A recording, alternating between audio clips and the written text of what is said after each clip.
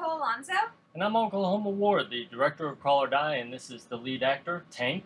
And you are watching Movie Reviews 101.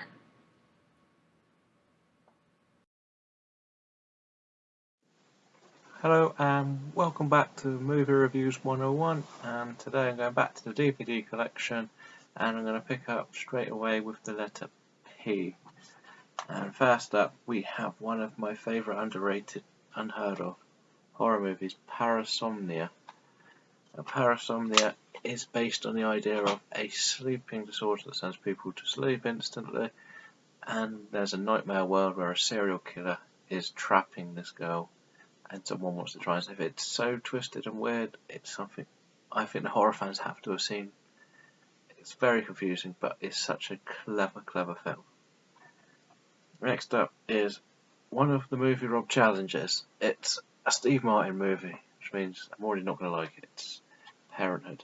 Now, Parenthood has an almighty cast, with Keanu Reeves being the scene stealer in this movie.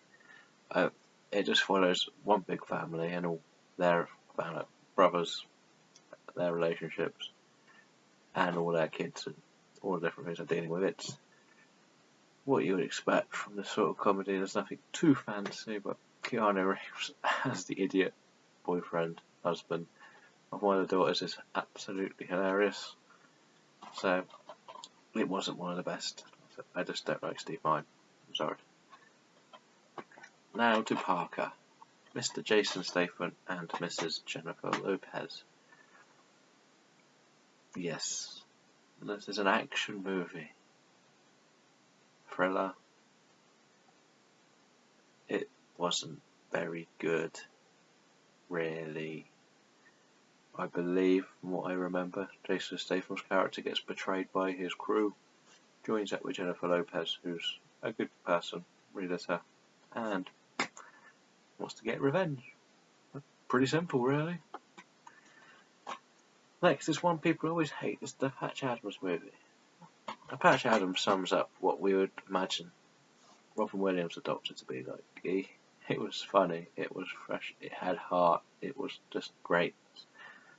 I know people did like it, but it was just something worth watching. I just think it's a relaxed movie, shows how hard he worked for his art. Anyway, we go into the Ben Affleck stinkers. Well, actually, I like this one. Paycheck, with Aaron Eckhart and Uma Thurman. Paycheck is about a guy who gets paid to do something for a multi-million-dollar company, basically reverse engineering rivals' technology, and what he creates then his mind gets erased, and this time he loses 2 years of his life. So we have to watch him deal with this, being hunted down, because they all know that he knows deep down what he created, and what he created could change the world forever. So it's an interesting way. It's slightly over the top, but it's okay to watch at least once. Next up is one of Kevin Spacey, Helen Hunt, and Haley Joel Osment. That's right, it is Pay It Forward. Pay It Forward brings about this concept where do something nice for one person and they have to do something, 3 things nice for 3 other people. And if we use that concept in everyday life, imagine how much better it could be. And this idea is brought up by, I think he's 10, maybe 12-year-old boy. And it revolutionises the place where he is. I know there's heartbreak at the end, but it's such a clever, heartfelt movie and has so much meaning to it, and it's just so underrated and undervalued by the audience out there. Now, as we know, Wes Craven passed away this year, so I went and started buying all of his older films, and one of them was People Under the Stairs. And this really shows that he knew how to do a genre that could be boring, could be suspenseful, but makes it have a nice comic tone without it being a flat-out comedy. It just makes it light-hearted, and we saw that this was the build of this, and A New Nightmare, building to what Scream became. And I just think this one was one of the... It's not a brilliant film, 100%, but it's just something that's shows the idea being created, and that not every horror movie needs to be gore, lots of bodies.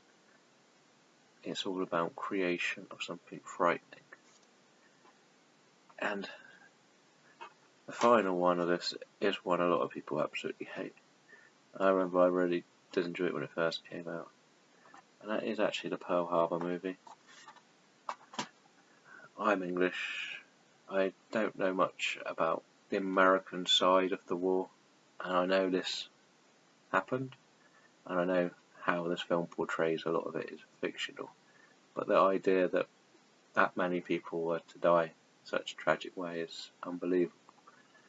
And then the retaliation mission. I know there's this ridiculous love story in this film, but the basic side of the history is nice to learn from a film without it being thrown down your throat sometimes. And that's what this film offered you. So, that's the end of P. That's actually all of the PAs and the PEs. And we'll come back with the next letter of the collection.